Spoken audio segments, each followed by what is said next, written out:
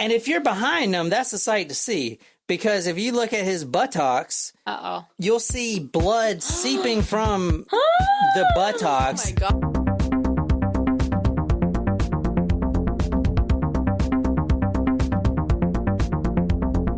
You like the drink? Yeah. What is it? It's Jen found it. It's called the Liquid Plumber. Mm-hmm.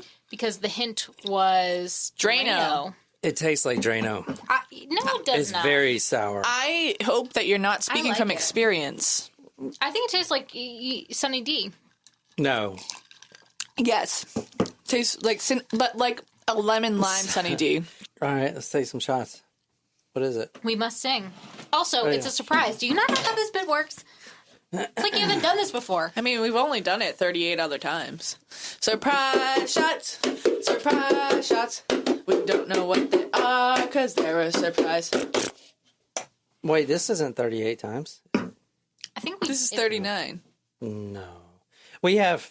Because we have some part twos. We have... How many part twos? But sometimes we did them... We have 2 part twos. I can't keep track. This is going on iTunes as episode 40. So we're at 38, yeah. Wait, no. Yeah, 38. Yeah. Cheers. We haven't cut each other's throats yet. No, I just have some stitches in mine, so. There you go. Ooh. Chambord? No. Oh, that does not go well with the Drano. Deserona? And? Ugh. That does not go well with Drano. I put a little bit of sour mix in it, so it'd be like Jesus Christ. Deserona sour. Those are actually, those are good. It's good, but it doesn't go... We're drinking straight orange juice here. I love that Disaronno stuff. Mm-hmm. It doesn't go well with the it's orange. amaretto, right? Oh, well. All right. That's amaretto. Yeah. Amaretto sours are like one of my favorite drinks. So good. We could, because we ran out of gin, sadly, correct? Correct. So we could have those when they were done with this. Correct. I like it. If that just goes down so smooth, it doesn't even taste like you're drinking booze. Mm-mm. Also, this drink, same thing, but... Yeah. All right. So, Drano. Yeah. Drano. Oh, we have people to shout out, right? We do. All right, so we do have a couple of new Patreon subscribers to shout out. We have Shelly, not to be confused with Shelby, the small taco. Right. And then we also have a Taco Supremo who joined us, Rose. Oh, right, Rose. What about Joe? Joe, we already shouted Joe out, I think. I think that was the other night. And Joe! Yay! Rose and Joe and Shelly? Yeah. Oh, nice. Welcome, guys. We've Welcome, got a everybody. bunch. So it just so happened that everyone, we did this little thing where for existing members of Patreon, all we're going to get stickers of our logo. Now it's going to be only for our Taco Supremos at $5 a month. So thanks, guys, for supporting us, and we hope you enjoy all the content on Patreon. Yes. Yes, I really enjoy reading the comments that you guys comment on. Wait, I really enjoy... You enjoy everything. Yeah, I do. Okay, so I'm a little bit of a Patreon troll, not gonna lie. I read things that I don't always comment. I'm so sorry. You're getting better. am. You did respond about the Mac, and it led you to purchase your MacBook. Yep. And by the way, Grace, thank you for correcting me that massive cinnamon bun was not Austin, it was San Antonio, And that's where she we was went. there. Yeah, I was there at that restaurant. You were there. Yeah, we went to that restaurant when I visited Grace. Oh. Yeah, I actually have a picture Oh, of I was wondering what she was talking about. guy. Yeah, it's like a 3-pound Cinnabon or whatever. Well, we didn't get the cinnamon bun. How can you go there and not get the Cinnabon? Oh, maybe it wasn't that the restaurant. I don't know. We went to... Wait, is it Magnolia Pancake House? Is that the name of it? I don't know. Because we got pancakes. Yeah, I think that was the restaurant we went to. I would have gotten Please the 3-pound. Do not say pancakes. No. Because you know. Nope, we're not doing it. I think it's already in Nope, we're not No. promising it. Stop. I heard something out there. Oh, No, you stop. You're full of shit. You're such a dick. Speaking of dicks. I was like, where are you going with this, Jed? Wait a minute. Well, no, I've been corresponding with Rebecca a little bit. She's been Snapchatting me, and she tagged us in that photo on Facebook. That was pretty cool. Yes, and she did message us back on Patreon, and she would love to be your wing woman. Really? You guys can go out together. Your my God. And we'll go out. I didn't see that comment. I didn't troll recently, It was a private message that she sent to us. I can be your wing woman. I'll dress. I'll put a wig on and makeup and everything. Really? Okay, well, Yeah. we can just go. That'd be funny. Hey, I got some really big news. What's that? I got some big news. Big. Huge. Okay, so you know how we do, what is that, Trump? You know how we do Patreon, right? Yeah. By the 22nd of January, so that's Taco Tuesday, not this Tuesday, but next Tuesday. And if you're listening to this next year, you'll be like, what? Anyway, on the 22nd of January, 2019, we are going to migrate from Patreon to talkmurder.com. I'm setting up there because on our own website, we're going to have a complete forum. We're going to have a better communication system because Patreon, we've had 2 or 3 members that their membership they can't log in. They had to create new memberships. But anyway, so we're moving over to talkmurder.com. It's going to be just like Patreon, but it's going to be there. Better. It's going to be a lot better. Plus, we got T-shirts coming. So anyone that's a Taco Supremo will get a T-shirt. The exclusive Taco Supremo T-shirts that Nicole made. And we're going to grandfather in everybody. Yeah, and every current taco. Every current taco, small or large. and this is the thing. If you're listening to this and you were thinking about joining, we're grandfathering in every taco that's in our Patreon now, small and large. Now, we're only doing T-shirts for Taco Supremos, but everyone's going to, for the current Taco Supremos, or anyone that joins Taco Supremo now, everyone in the Patreon will be grandfathered in. If you are in the Patreon by Taco Tuesday, January 22nd. Does that make sense? Mm-hmm. Now, the Taco Supremos will get the T-shirt when it comes out.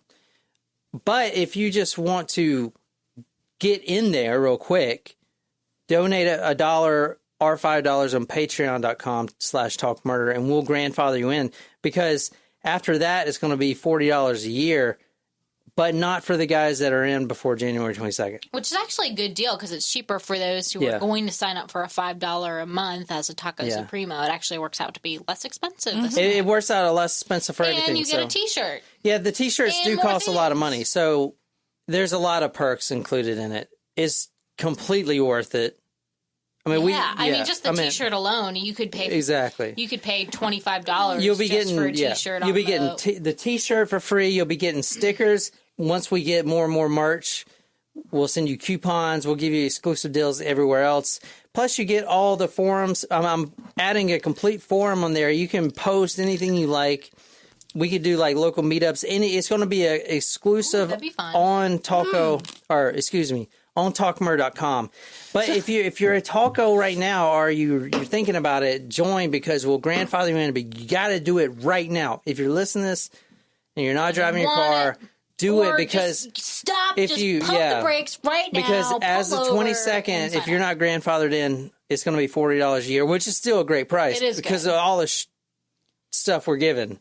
It's still a great price. So go to patreon.com. That's patreon.com/talkmurder. Donate $5. It'll grandfather you in. But do it now, because I'm serious. And I know I'm going to get emails about this. John, please. I was going to do it. And then I can't do that. Do it now. That's right. And we love you. We're doing it because we love you guys. Yeah, we couldn't do this without you. Yeah. Cherish is the word I would use to describe. There you go. You don't know how many times I wish that I don't know. That doesn't really apply to you guys. I don't need to hold you, but we do cherish you guys. For sure. And we couldn't do this without you. Yeah. So, where are we going? Very exciting. This is very exciting stuff. Yeah. So, where are we going, Jen? Where are we going? Who are we killing? Florida. So, tonight's hint was Drano. What made you pick Florida, Jen? I don't know. When I think someone trying to kill someone with Drano, I thought it was kind of like a... Why do you think someone's trying to kill somebody with Drano? Okay, you guys always make a You know that concrete... this podcast is called Talk Murder. I know, right? but like... You're right. Cinnamon buns was like a very minute detail. I mean, so the person could have been buying Drano at a hardware store or something, but... I did cinnamon buns. It was minute, and it was a stretch, because I wanted some damn cinnamon buns. And y'all didn't even make any cinnamon buns. What's the point of Drano? You want me to go clean the bathroom later? I don't understand. Speaking of cleaning the bathroom, I stepped in a puddle with my socks That's what on. that noise was. Yeah. Were you concerned? I was a little bit. I was so mad because was a little worried about what that sound was coming from. It's one thing to step... It's one thing to step in a puddle with bare feet, but like when you have socks on, it's even worse. That sucks. Yeah. All right, Nicole, where are we going? Who are we killing? Wait, Jen hasn't finished. Oh. Well, I was gonna say like I can pick up some cinnamon buns before I go to work tomorrow if you want. I want pancakes. We will discuss the pancakes later. Yes. We are not making any promises, though. And so just because we've said it does not mean that you're automatically going. Okay? Okay. All right. I think we're going to Florida in 1976. And I think that someone ingests Drano. Like as a poison kind of a thing? I think we're going to Virginia. Mm-hmm.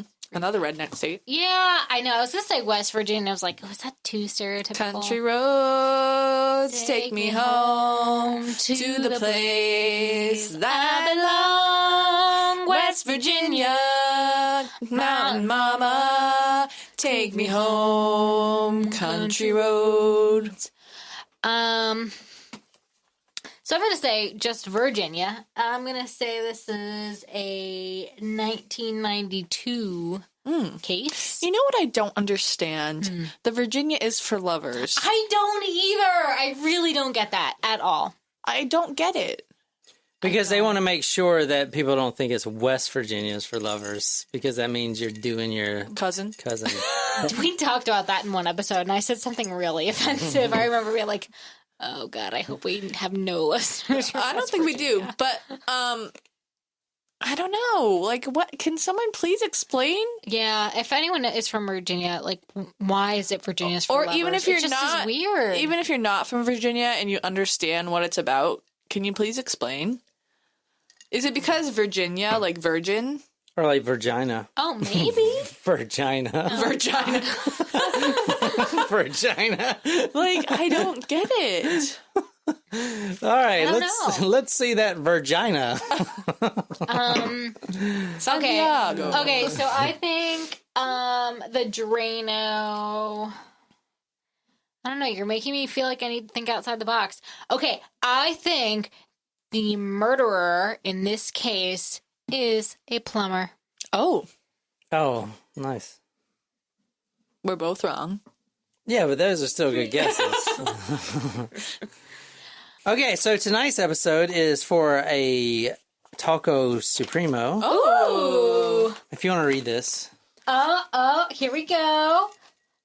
Hi, John. I am taking you up on the offer for an event that took place near me in Kansas City. Oh! I was wondering if you could cover Robert Andrew Berdella Jr., a serial killer known as the Kansas City Butcher and the Collector. Oh, the Collector. From what I have heard, he was pretty twisted when it came to his murders.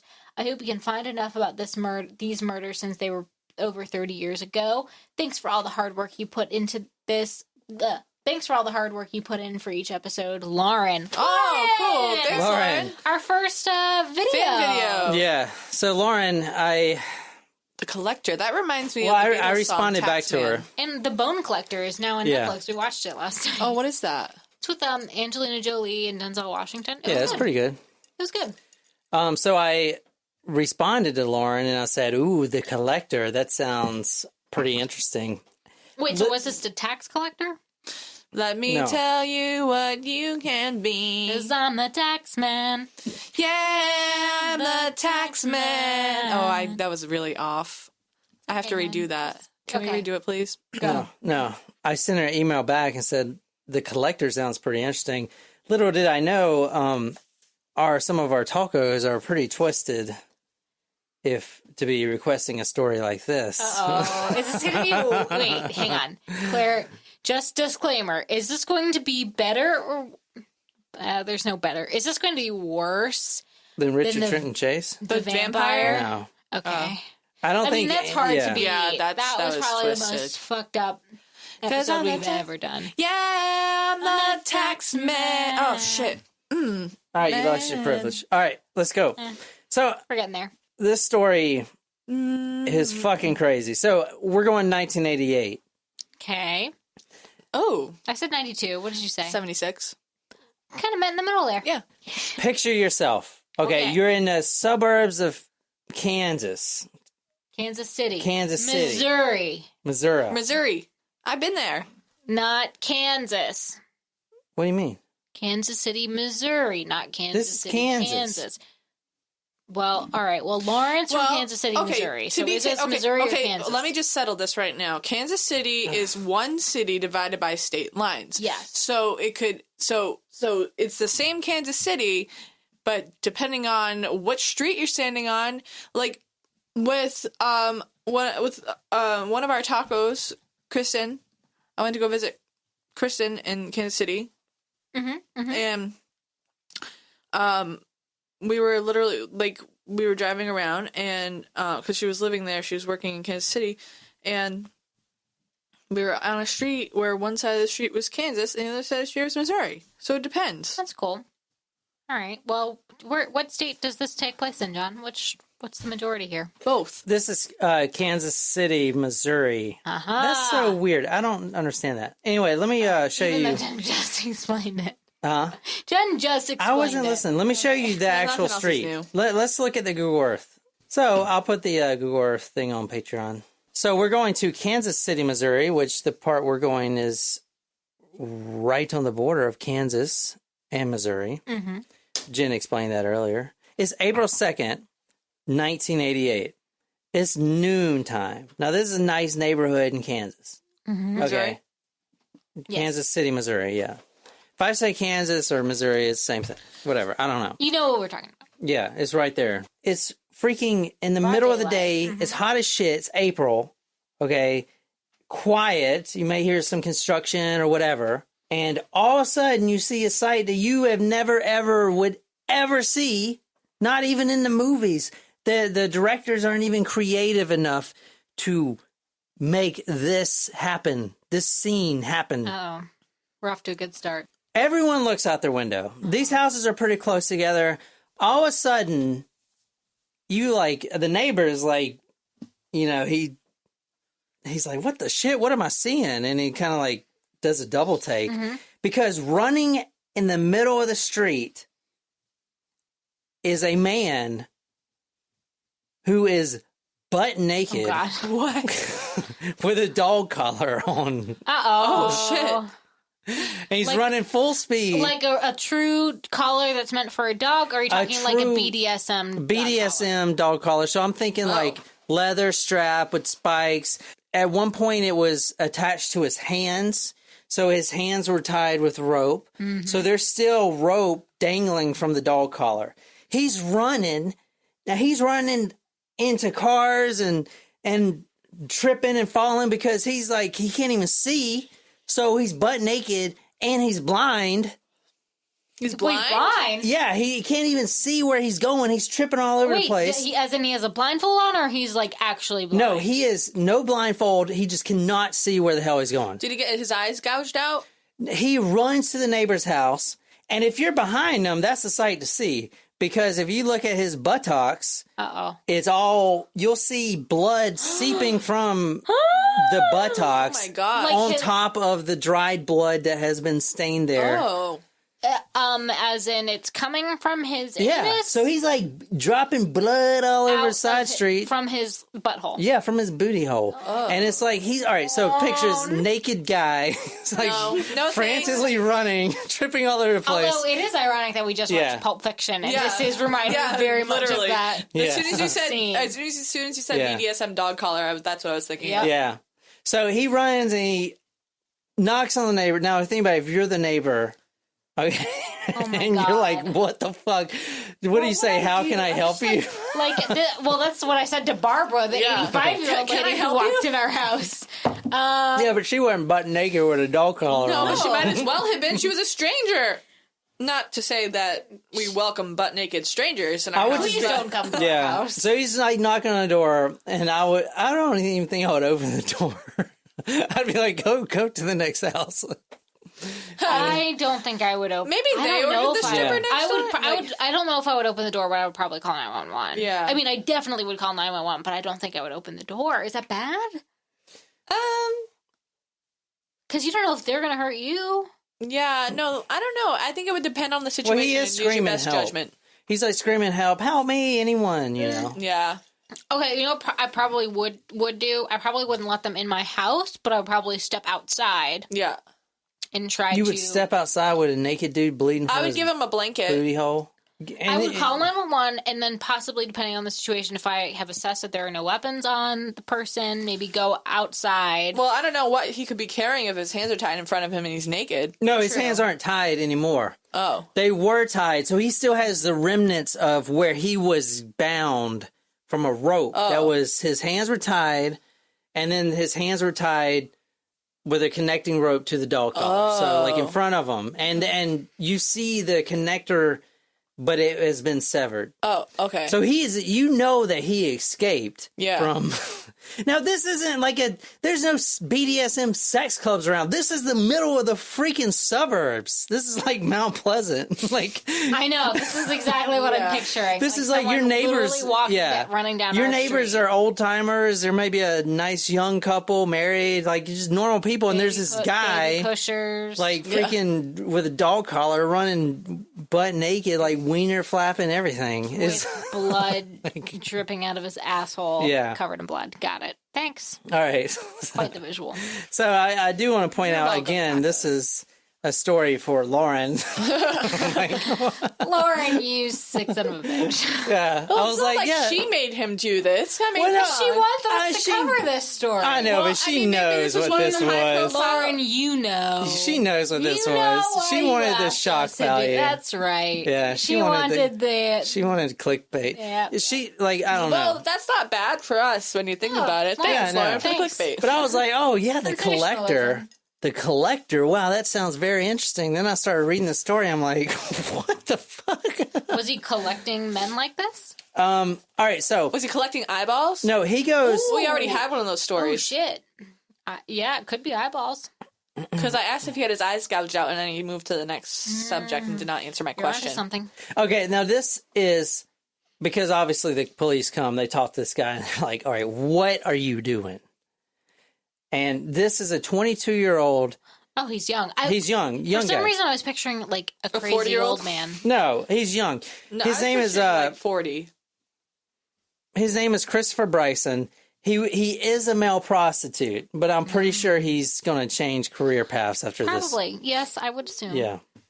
Okay, so he's got a story to tell, and actually, I'd hope so. we're going to hear him in his own words Oh my tell God. what happened. Yeah, I got a video of it. Wow. Yeah, All so right.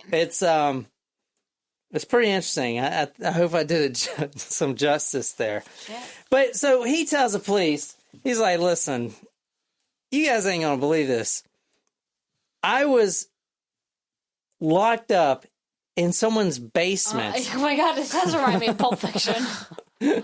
Okay, for 5 days I was tortured." Oh. And we're gonna play the clip where he says it, but he tells the cops while the one that captured him was at work because he works a normal day job. Chris Bryson didn't know if his captor was captor, right? Yeah. He didn't know if his captor was gone or in the house. When he leaves, he turns the TV up real loud just so his captive, his one in captive or whatever, doesn't know whether he's here or gone. But luckily, on this day, around noontime, he was gone. And Chris Bryson actually freed himself. And I'll get into how he did that. He kind of MacGyvered it with some matches that he stole. He was actually really interested in that he got out. And I'm sure he was very lucky that he did. Well, he was in the all right, basement, completely dark. You're being tortured for 5 days. And I'm about to get into what being tortured means.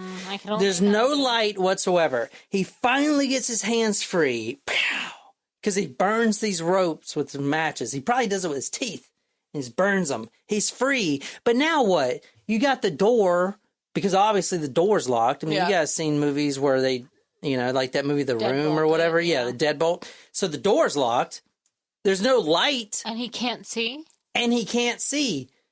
No, he's not completely blind, but he's pretty blind. What, were they like maced out? You're going to get to that. Yeah, I'll get to that. But so he luckily the blindness. he luckily tears down this poster. I'm just trying to picture it in my head, and I can't get a full picture of why he can't see. Do you picture a naked guy bleeding from his butthole? No, I've been picturing that. And my butt is now inadvertently clenching just thinking about it. Like, oh, no. Okay, so he tears down this poster in this basement. Stuff's going to come out of there, not supposed to go. And luckily he sees a ray of light. Like, oh my God, there's a window here. There's a freaking window here. Mm-hmm. He climbs up. He gets, and the window's freaking unlocked. He unlocks the window. Lucky. Now, there's 2 big dogs in this house. He hears them barking all the time. And the one that captured him, that put him in this situation, has told him repeatedly, I've got 2 big dogs and they'll shred you alive if you try to escape. He looks out the window and he noticed there's a drop. He's actually on the 2nd story. So if he was to jump, he'd probably break his legs. But it's either you stay there. Or, you got to take your chances. Or you jump. Now, if he jumps, which he ended up doing, the dogs might be out there. He doesn't know where he's at, really. Yeah. Was there a fence then around the perimeter of the property? It's like a little alley between the houses. Mm-hmm. So these houses are pretty close together. If he was to jump out, he'd hit the ground, but it's probably maybe 6 feet, maybe 8 feet. It'll hurt. Yeah. But at this point, whatever, take it. Yeah. So he basically jumps out. And luckily, he just bruises his leg, but he ain't even think about that. Yep. Okay, he takes off running. And the first neighbor he sees, he's safe. Now, he tells the cops, I got the matches because the one who captured me, Bob Berdella, Robert Berdella, we'll call him Bob. I mean, he goes by either, would actually give him cigarettes. And that's how he got the matches? To boost his morale. And he was smoking one day with Bob, and he grabbed him matches. So that's how he got free. Wow. If he wouldn't have got free, he wouldn't have been the last victim. But he was the last victim, and the only one that survived. Ooh. This isn't the first... Out of how many? This wasn't the first rodeo. There were... No one knows for sure. But... Confirmed? Confirmed 6. Wow. Oh. 5 or 6, maybe as much as 13 or 14. Wow. But no one knows, and no one will ever know. The cops, he's like, tell me what happened. And he goes through this whole story of how he met this guy named Bob Berdella. Now, Bob Berdella is a character. Bob Berdella, Robert Berdella, at the time of his arrest was 39 years old. Now, he was born on January 31st, 1941. This guy, he was a normal kid. He was a Catholic kid, and he was in a pretty good family. You can't really say that he was abused or anything like that. It wasn't, you remember Robert Garrow? Like they were throwing bricks at that guy? Yeah. Like, shit, yeah. Yeah, so he wasn't really, it was kind of just a normal family. Now he did not fit the McDonald triad? No, he did not fit the McDonald triad. He was bullied a lot. Now, that was primarily because he wore these big-ass glasses. Like Coke bottle? Yeah, so I'm going to try to describe what this guy looks like before I even show you a picture. And I want to see if you guys can get a mental image of him. Okay. There's two things I want. There's two people. There's someone I'm picturing already. Okay, no. Yeah. If these two people. From Office Space. Yes. Well, Milton. Is that what you're talking about? Bubbles. I'm thinking of Bubbles. Oh, Bubbles. All right. That's good. Okay. Is that I get it? Well, this is the one I had. All right. Okay, Picture all right. this. If these two men. Don't worry about the logistics of how they would have a baby. But if these two men would have a baby somehow, it would make old Bob Berdella. So picture on your right side of your brain, Ron Jeremy. Ew. Okay. I hope he never Now on procreated. the left side of your brain. And we're going to push them together, push the images together. You got Ron Jeremy over here. And on the left side, you got Pablo Escobar. And you They actually do look kind of alike. and you push those together and you have Bob Berdella. I don't know what Pablo Escobar looks like. Are you He kind of serious? looks like Ron Jeremy, actually, but just a Latin version. All right, let me show you this guy. Although, can I just say, this is not obviously to Jen, but maybe you would know. Why would someone as fucking ugly as Ron Jeremy be successful in porn? Do you want me to answer that seriously? Yeah. Because he's got like a fucking 12-inch dick. Like, But he's gross. Like, who would ever want to watch that? That's disgusting. Plus, like, there he is, Bob he does kind Berdella. of look like Ron Jeremy. Yeah, Ron Jeremy plus Pablo Escobar. Yeah, I see it. Yeah. This one looks more like Pablo Escobar. This picture of him. Oh, that's the criminal. Okay. That's Bob Berdella. That's Bob Berdella. Type in, what's his name? Yeah, Pablo Pablo Escobar. Escobar. See? He's got the porno stash. They all had the porno stash. See? Oh yeah. Look at that guy. Wow, he And now looks look at this. just like him. I told you. That's why I said I'd show you the picture. Yeah. Now, hopefully this ain't going to bring up a bunch of shit. But Oh, no, don't Jeremy. do it. Don't. oh, there he is. Oh, he does look like him. Yeah, so it looks like Ron Jeremy. Oh, he's so gross. Ew, Yeah. Ew. Like, please don't look at it. Don't scroll down. Ew, can you imagine that guy like kissing No. you? Please, He no. it actually makes me want to throw up a little bit. I don't care how big somebody's dick is. Like, nobody wants to see that naked. Nobody. Ew, look at him. You think he's got any diseases? Probably. I'm sure he's. Ew. That's why. Don't scroll down anymore. Stop. I don't want to see it. This is disgusting. Ew. Ugh. Like that's a lot to handle. Yeah. That's like 2 feet, Jen. Yeah. It's like it's like you're got, holding like, up a a picture of the yardstick. fish, like like you're describing. Oh, I caught a bass this big. Have you whatever. ever seen Girls Trip? It's the one with Tiffany Haddish and like Queen Latifah. No, I don't think so. Oh, there's this scene about grapefruiting that's really funny. But like What's grapefruiting? That's grapefruiting. Is that like waterboating or motorboating? no. What What's is? C- grapefruiting? Type in Girls Trip grapefruit. Just do it. What do please. you, just Please, tell us what it please. is. It's funny if you tell. Yeah, describe it. Describe it. Okay, so like in the movie, like one of the friends like meets this guy and they go home together and apparently he has like a huge dick. And so she's like, cause she hadn't had sex or anything since she had got divorced with her husband. So all the girls are like, you're going to get laid this weekend and stuff. And so I feel so weird like talking about this. It's fine. So It is better if you describe it. Don't say it. So Tiffany Haddish, her character was like, you need to grapefruit. Cause she was like, how am I going to like fit it all in? And she was like, she knew that his dick was that big?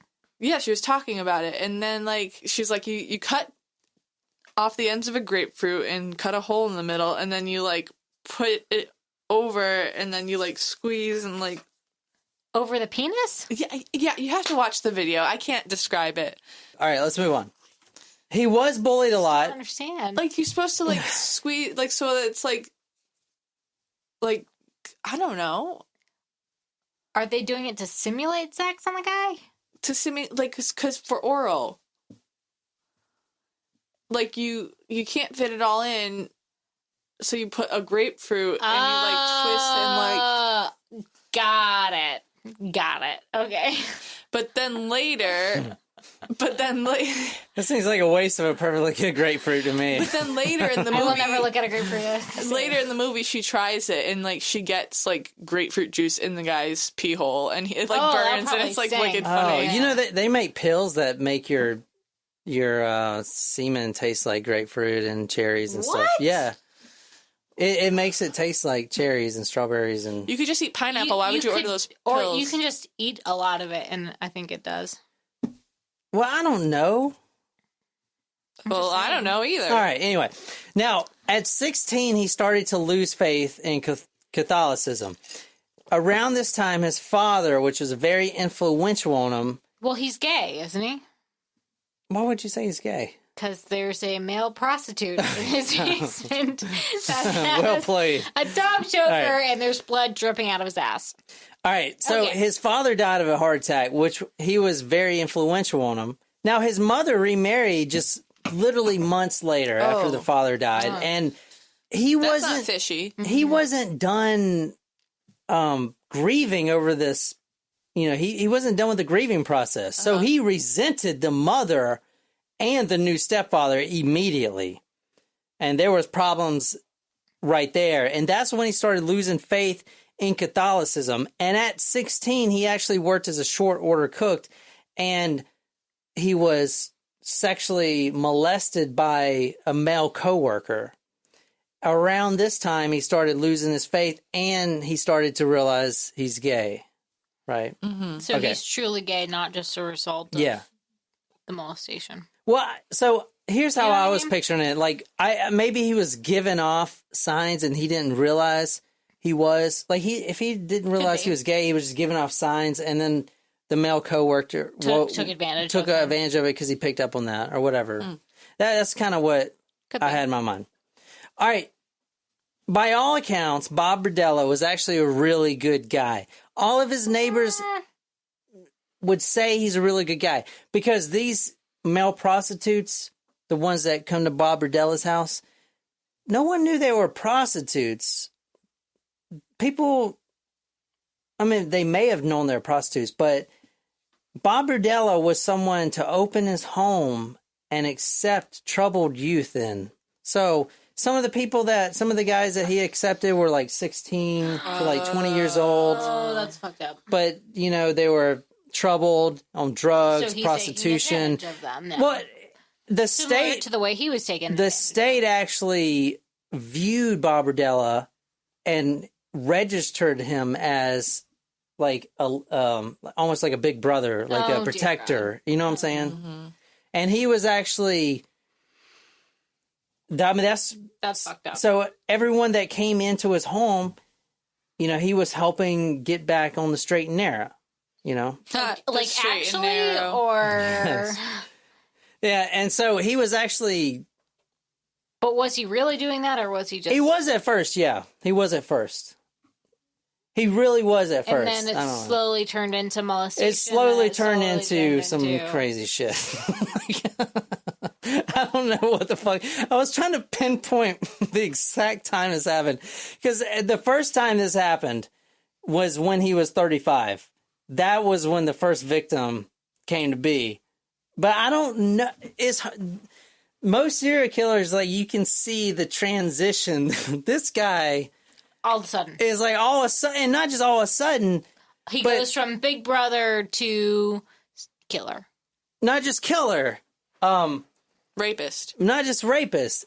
In fact, I don't even think he was. No, he wasn't interested in just getting off like, oh, like, I want to fuck everything. He was interested in like how when a body dies, like, how long does it take for the organs to shut down? Like, he was interested in the, like, intricacies of the human anatomy. Does that make sense? All right, let me just get onto it. So why couldn't he just, like, take a course at a community college? Well, he was in art school, and he dropped out. Well, maybe he should have switched his major to anatomy. Yeah, maybe. Let me see. And all of this could have been avoided. Okay, at 20 years old, that home that the naked guy ran. So 1969, when he was 20, when he was 20 years old. Everything has a How I Met Your Mother reference. I'm Yeah. sorry, it does. And The naked man is friends. No, it's not. The naked man across the street? Yeah, ugly naked guy. That's Friends. The naked man is a move that one of the guys uses in How I Met Your That's Mother. True. That's true. When That's he just true. stands in your apartment naked, so you just have to have sex with him. That's right. all right, listen. Right. I thought 2 you out were- of 3. I thought you were referring Works to 2 out of 3 times. All right, listen. So he was 16, and he actually, now this is really important. He watched the movie The Collector, which was a movie back in the day. I've never seen it. It's about a serial killer that basically collects shit. That's why he got the name Collector. Anyway, that movie left a very big impression on him.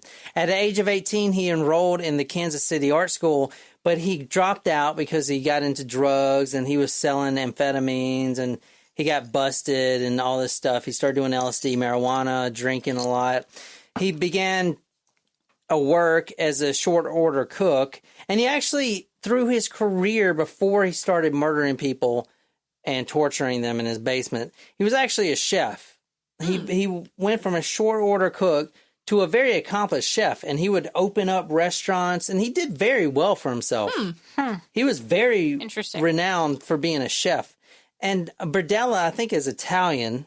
Yeah. That's it. So it's, I mean, I'm not saying all Italians know how to cook, but A lot of Italian women know how to cook, yeah. he actually did really well. I've been craving Italian food. I love Italian food. Now, he joined the local chefs association. Now, Nicole comes from a family of chefs, so I don't know anything about this. But I guess the chef association helps train future chefs, stuff like that. Anyway, that was the 20s and 30s, 1970. Now, somewhere in there, he saved up enough money, and he was always interested in, like, weird items, weird, like, shrunken heads and all kinds of weird like the shit. occult. Not the occult, but just like shit you would find in like The Egypt. Hand of Glory. Oh, Yeah, That one thing. like just weird shit, right? Taluses or talisman or whatever you call them. Weird trinkets and stuff. So he saved up enough money and he opened the Bob's Bazaar Bazaar.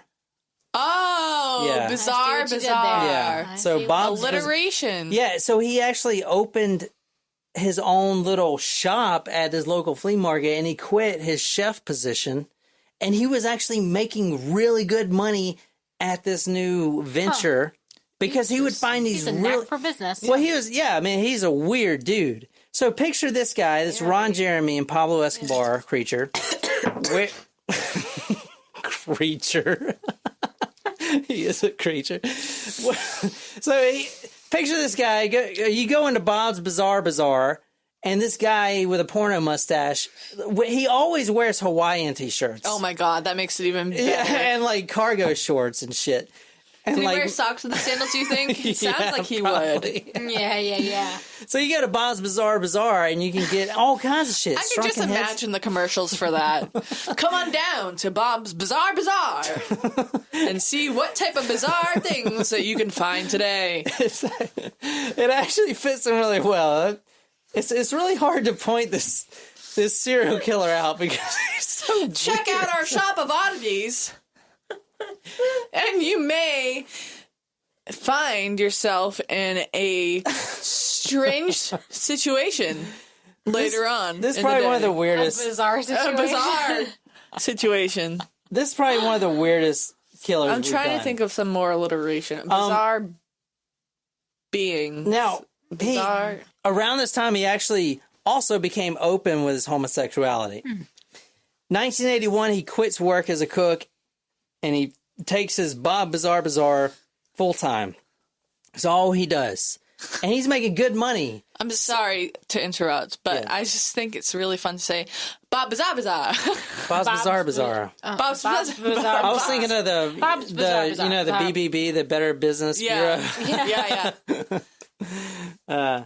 But anyway, all right. So the first no male relationship he's had, now he's 33 at the time, was with an unstable Vietnam veteran, and that didn't last long. What do you mean by it didn't last long? I guess the guy was just really unstable. I don't know. But they just they parted ways. Yeah, and they parted ways. They parted ways. Yeah. That's what I was trying to get at. Okay, so when right before I was in college, one of our dogs passed away. This is when we were getting Jake. Before we got Jake, my dad brought home this other little dog, and we named him Spencer. But come to find out, Spencer was actually a girl, and so my dad went to this guy in a town in Rhode Island, and they had 2 dogs left. They had the boy dog, which he said he was saving for his friend, and a girl dog. And my dad was like, I'll give you cash right now for the boy dog. So they sent home the dog, and they came, like, my dad and I was at work, and I came home from work, and no one was home. My dad and sister, they're like, Jen, come to the porch, like, can you help us with these groceries? And I was like, okay. And then there was like this puppy on the porch. It was just so cute. And I love that little dog. And anyway, come to find out, it was a girl dog. So my dad was pissed. My dad's a Vietnam vet. So we went to bring back the dog, and the guy was like, you paid for this dog, you signed a contract. He's like, yeah, under the premise that it was a boy dog. He's like, it's not my fault that, like, you thought that the girl dog was a boy. Like, that's not on me. Like, whatever. And come on. My dad was like, listen, buddy, I'm an unstable Vietnam vet, and I can do some crazy shit. Like, he was, like, screaming at the guy. But, like, essentially, I was so sad. We had to give Spencer back. But my mom decided to call Spencer Honey, because once she found out it was a girl, she didn't like the name Spencer for the girl dog, so she called her Honey. We had to give Honey back, but that's how we ended up getting Jake. Mm. It's quite the story. It is. I heard that before. I hadn't told you that one yet. So everyone knew Bob Berdella as a good guy, taking in homeless young male prostitutes and getting them right back on the right track. Now, most of the guys that he at least started to help actually were success stories. Like he was recognized by the state as being a mentor, and the state trusted him. The state they would send him all these guys that are just out of prison or just troubled youth and drugs. They're people that he can take advantage of very easily, so he probably recognized that. Yeah, but I don't know when exactly that clicked for him, but it did. And the first victim was when he was 35 years old. This was 1984. His name was Jerry Howell. That was a troubled youth. Now, his torture only lasted 2 days. That's the first go around, Mm-hmm. You want him to last like 5 or 6 days, but sometimes you can't help when they die of asphyxiation. You know what I'm saying? Oh, yeah. So he was gagged too tightly, and he basically choked to death. Well, now, this was his first victim. So he was into the BDSM aspect of sex. Let me skip forward, and I'll cut this in because I want you guys to know what being at Bob Berdella's house is like. Oh, God. Okay. This is from Chris Bryson. Well, it's Bob's Bizarre Bazaar, so I'm sure he had a lot of fucking weird shit. I bet he was like a hoarder. Chris Bryson, the guy that got away. He was actually found by Bob Berdella as he was driving by, stopped, and Berdella asked him, hey, do you want to party with me? Now, this guy's a male prostitute. You want to party? And I'm sorry, if Bob Berdella, after seeing his picture, if he rolled up on me and was like, hey, you want to come party with me? I'd be like, no, sorry, like... It's he's a normal, he's like harmless looking dude. He's not attractive. Yeah. I mean, granted, he's paying for sex. Yeah. So I guess if somebody says that and you're being paid, I guess like you'd be like, all right, I guess. All right. So he's at his home. Now, Chris Bryson says this guy's home was a pigsty, man. There's shit everywhere. He had 2 big ass Dobermans. And they were just barking. That was the last thing he remembers. Next thing he remembers, besides sitting on Bob Berdella's couch, was waking up naked, gagged, and tied up to Bob Berdella's bed. Oh. Here's the fun you have with Bob Berdella. Okay, once you're tied up, you get tortured a little bit, you get slapped around. Mm-hmm. Now... he's an experimenter. He wants to do stuff to your body. And the whole time he's keeping a detailed journal, which the police found, of this, because like a good chemist or a good scientist, they got to do precise measurements. But more importantly, you got to document the precise measurements of any experiment. So, for instance... measure twice, cut once. Yeah, so for instance, let's say you're a chemist mindset and you take a syringe, you put you fill the syringe with Drano and then you insert it into your victim's voice box. You're gonna want to. Holy fuck! What the shit? I even forgot about Drano. I know. Shit. You're gonna want to write down how the measurement of the Drano that you use in the syringe, and then you insert it right in their voice box, and then you write down, oh, he can still talk, he can still make sounds, so maybe I should insert some more. So you keep doing it until his voice starts to crackle and then fade away. That's a good experiment. It's called the scientific method. Why are you looking at me like that? Like, what the... Shit. All right. Oh, man. We're just getting started here. Yeah, so, anything you can do at home with your just household cleaners. Like, for instance, you can take some Q-tips, swish them around in some Clorox, and then rub it right on the pupils of the victim's eyes. And you keep doing that, and eventually their sight will start blurring out. Oh, my God. So I take it that's what happened to our last victim. That's what he was playing. What the fuck? Another thing you can do if you're at home and you're bored and you have someone locked up in your basement, you can take a car battery and put the little electrodes, not on his nipples, but on his testicles. Oh, my God. And then light that motherfucker up. We got one per each, you know. Oh, my God. You just clip those things right on there, Jen, and then you start the generator. It's like... It's like, what? Holy shit. Get her done. Lauren, what the fuck is wrong with you? Exactly, Lauren. Lauren, we love you as a taco. What the shit? Actually, let's be honest. Lauren, you fit right in. Yeah. I literally was like, this cannot be what she's talking about. She's got to be talking about someone more normal. But no. Holy shit. Yeah, this is definitely not your run-of-the-mill serial killer. Nope, this is pretty twisted. Now he would... Testicles. He would sexually assault. He would rape the victims. But that was like a freaking pleasure cruise compared to all the other shit he stuffed up there, including like an iron pole and like a little daylight. Like a big screwdriver and an iron little rod. You stuck it right up there. That's why it was bleeding all over and dripping, you know? Guess. He would, in his journal, he would try to like put how much pressure, you know? Is he measuring his own PSI? Oh my God. Fuck. He's a scientist, okay? No, Bob Bizarre is just really fucking bizarre. I know.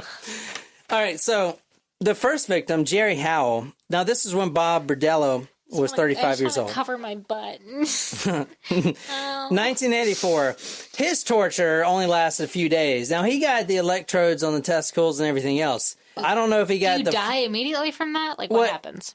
John, let's test it. Yeah. That would just suck. He actually died of asphyxiation, so I don't know what kind of weird experiment he was doing. I think he did do the Drano in the voice box. Can you imagine putting Drano in someone's voice box? No. Also, how do you know where the voice box is? I guess he just stuck it right up in the neck. Well, you have to. You just feel around. Particular spot. You ask him to talk, and then wherever you have the vibration, that's where the voice box is. And Chris Bryson, we're going to hear from later. Let me know when he talks. See if you can tell that his voice is... See, whenever I think about, like, I can't, like, that just... No, because, like, that reminds me of, like, having to do a tracheotomy. Yeah. Like, no. Yeah. No, I could never, ever. Nope. Well, remember... I am so glad that I am not an athletic trainer right now. Like, my life could be totally, completely different. Like, I could not deal with that shit. Nope. I think I fit right in with the counselors. Yeah. Learning about DSM-5... Talking about murder. Yeah, you know. All right, let's hear from... All right. The one that got away. The one that got away. Oh, wait. Sorry, this is a thing on swastikas. What else are you YouTubing? No, it's because it reminded me a lot of the Nazi... experimenters. All right. Go to patreon.com, it's patreon.com/talkmurder to see the videos. And I'm also going to put it on talkmurder.com. Wow, 47 people reported missing from the area of 10th and McGee Streets between 1984 and 1988 have never been accounted So, for. shit, it could have been a lot more. Yeah, it could have been way up there. They only found 6 remains, though. Well, I could talk about the torture pretty much because, I was away through most of that. At this one time when he hooked these cables up to my testicles, and I was naked, and I'm not aware of what he was doing. He stepped back and he touched these wires together, and I flipped and flopped them all over the bed. That kind of woke me up. He shocked me. He was electrocuting me. I And didn't at think the someone same would live time, after he was that. taking Polaroid pictures. And Oh, yeah, I want to say, the police, once they arrested Bob Berdella, they found over 200 Polaroid pictures. What? Do y'all know what Polaroids are? Yes. Yeah, and some of them they couldn't even release to the public because the victims appeared to be dead, and they probably were dead in the photos. But I'll show you some if you guys want to see them. Yeah. Okay. He was done, and then he came immediately and put a potato sack over my head and kind of closed it like that. And so my hands were tied here and my feet were tied, and I breathed through my mouth. Okay, and he already had a washrag in my mouth and a piano bar tied with piano wire. And I wasn't able to get no option at all, so I was in this position, and I was trying to rip the potato sack off, and that's when he came in. And that's when he flew into he just ripped that thing off, and he jumped on my chest. He had an iron bar like that, and he just he was trying to just strike me in the head, and it seemed like it was for like 5 minutes. And, I was like this, and he was trying to hit my head, and I was deflecting him all with my hands and stuff. That's old Bob Berdella. Yeah. So he was trying to keep these victims alive. Now, the first one, he didn't do a very good job at that. His name was Jerry Howell. His torture lasted only 2 days. So what he did was he took him to the bathroom and put him like over the sink. Mm-hmm. And he basically hung him upside down by his ankles. Oh my gosh. And then he slit the ankles, and the blood drains out just like that. Just like a cat, the cattle butcher shops and stuff, they hang the cow. Yep. So he was trying to get all the blood out, so all the blood drained down the sink. Now, with all of the victims, this was the MO of disposing the victims, every one of them. The first one, Jerry Howell, drains all the blood, cuts them up, dismembers the entire body, puts them in trash bags, and then calmly and ever so carelessly walks out his front door and puts the trash bags in the front of his lawn. And then the garbage men come and get him. What? The garbage men unknowingly disposed of at least 6 victims in garbage bags. Probably more. Sitting in the front of his lawn. He didn't even try to do anything more than that. He just literally put them in garbage bags and threw them outside. That's awful, number one. Number two, what he must have timed that perfectly with the garbage, because imagine if a dog walking by, or an animal, raccoon, or anything like that. Yeah. Seriously. Now I wonder if he did time his deaths okay, trash day is tomorrow. Time to go. Now I want to say, Bob Berdella was really respected in the community. Remember, everyone thought he was taking in these troubled youths. And they don't see these troubled youths anymore. They think they may have because he's killing them. Well, they didn't know that. But I do want to point out he's that taking them in and throwing them out. Yeah. That Bob Berdella hosted a bunch of, and he joined multiple local crime prevention groups during this time. And he also hosted a bunch of cookouts during the time of dismembering these bodies. I'm just saying, and he would always have the best chili on the block. I'm just saying. Oh my God. I'm not saying there were any humans in there, But you eat Bob Berdella's chili, man, that's some good finger-licking chili. Finger-licking... Oh. No. You think he... Oh, shit. And I'm not hungry. All right. Yeah. All right, let me go through all these victims. So, 1984, he killed Jerry Howell. Now, he would sedate these victims with animal tranquilizers. Then once they get good and passed out, he would tie them up, start the torture routine where he kept copious journals and notes about how much Drano he's injecting in their voice boxes and how much Clorox he's spreading around their eyeballs. Howell died from asphyxiation from a plastic bag, like I said. April 10th, 1985, so about a year later, when he was 35 years old, he met Robert Shelton. And at this time, he was like, all right, the other guy only lasted 2 days. My intention is to keep this guy alive so I can, have longer to, with a human body or whatever. Right. April 11th, he said, I don't want to keep him anymore. Okay. April 12th, Shelton got drunk because Bob Berdella would give him liquor and stuff and cigarettes, try to keep their morale up or whatever. Mm-hmm. Sheldon got drunk April 12th, which is 2 days later after he first got captured. And he decided, okay, I'll keep him. I am going to keep him. So he drugged him with more sedatives and tranquilizers.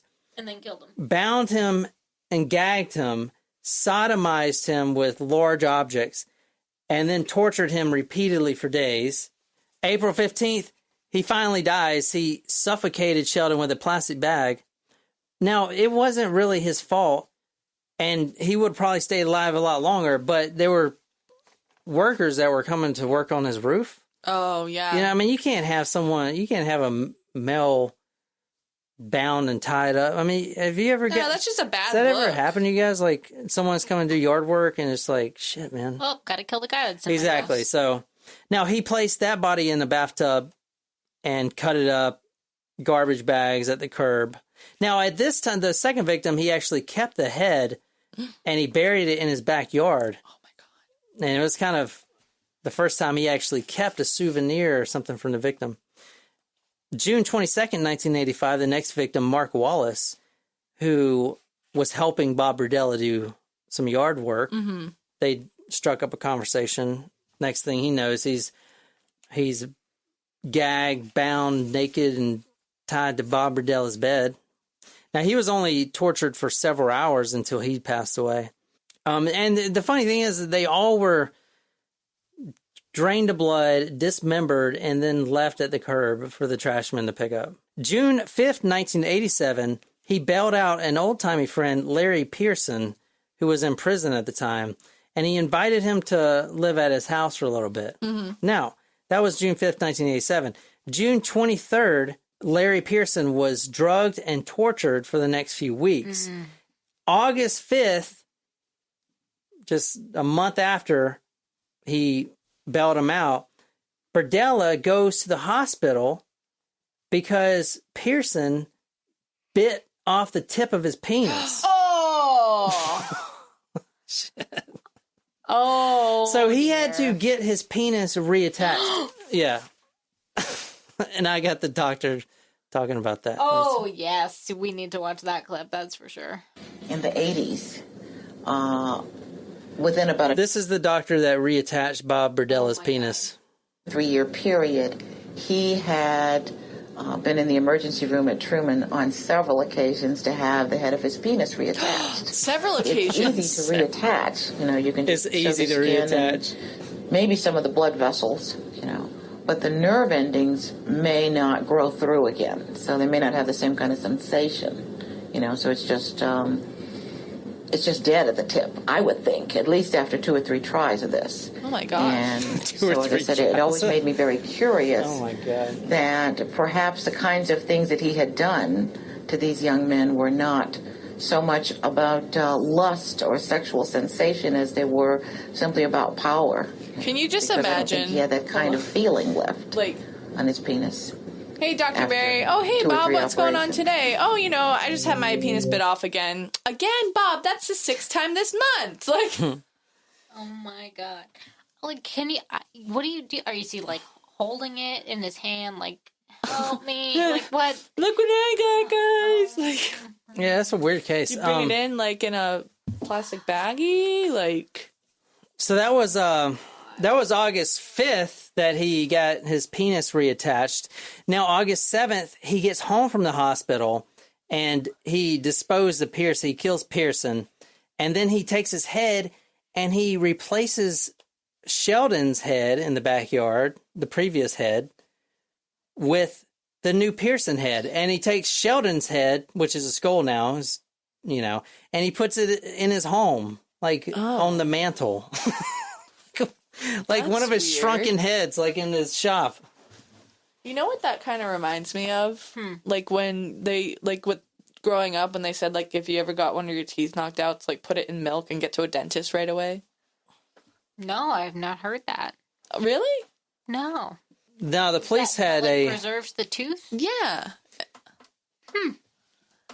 The police had a field day. Obviously, they were digging up skulls like crazy.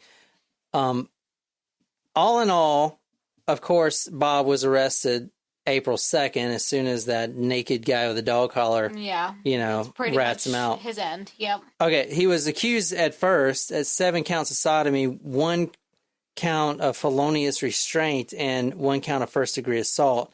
They set a bail at $500,000, but he was eventually tried of all these murders and convicted guilty of all these murders. They just got him with what they they got him with and they dug up all the skulls. Now this is really interesting. Hang on. So to go back to the skull thing. So when you said that he dismembered the bot, he dismembered everything but throughout everything. Yeah, he basically cut the head out, cut the head off, and then buried it in the backyard. So he had all the heads. No, just of 2. They only found 2 skulls. And eventually he would just be like, all right, I'm done with this one. I'll throw this out. Most of them were just throwing them in the trash bag. Okay. Yeah.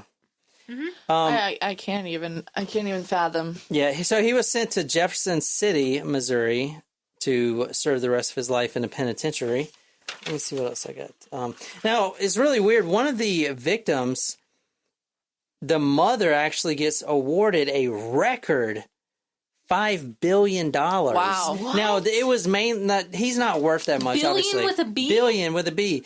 Now, that was mainly so Berdella can never profit from his crimes, by selling his story and stuff like that. So any income would go to her. Mm-hmm. Obviously, he's not worth that much. But it's really interesting that they awarded, because she asked for like $2 billion and they gave her 5. Wow. Like the jury decided that or something. Some crazy. Wow.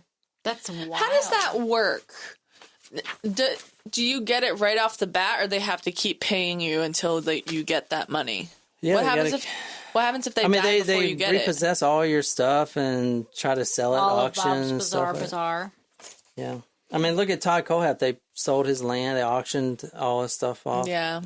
So that is... No, actually, when they sent him to prison, he served his time in solitary confinement because of all the threats. Everyone wanted to kill him, obviously. Plus, he was not very easy to get along with. He was actually a real train wreck. Here's him talking right now. To murder of 6 young men in this city and crimes that horrified the city and much of the country. You've confessed to, in various degrees, felonious restraint, drugging people, sexually abusing them, torturing them, killing them, dismembering them. And until now, you've refused all interviews. So in light of all those facts, I have to ask you, why are you here? What is it you have to say to us? What is it you want to say about yourself in this case? Well, I've had the media clamoring to get interviews with me. And after I made my last pleas, I wanted to get at least part of my side of it out. You don't have I found it very hard to find any way to do that in Kansas City. The media has so biased my case. I wonder why. Portraying me as being non-human, and their motivation is no separate from the way I treated my victims. I treated them as something less than human. Nothing more than a play toy or a play object. This is what the media has done to me. It's dehumanized me so that it can believe, along with the public, that things like human sacrifice, Satanism, demonic practices are more believable than me being the neighbor next door who reached a point in his life where he could do monstrous acts. That's not the same thing as being a monster. Came into jail at the Fox radio. Anyway, well, that's my story on Bob Berdella, Bob's Bizarre Bazaar. That is for our Taco Supremo, Lauren. Lauren, I really hope you enjoyed this story, and let me know what you think. Well, as always, thanks for listening to this week's episode of Talk Murder to Me. We'll catch you on next Taco Tuesday.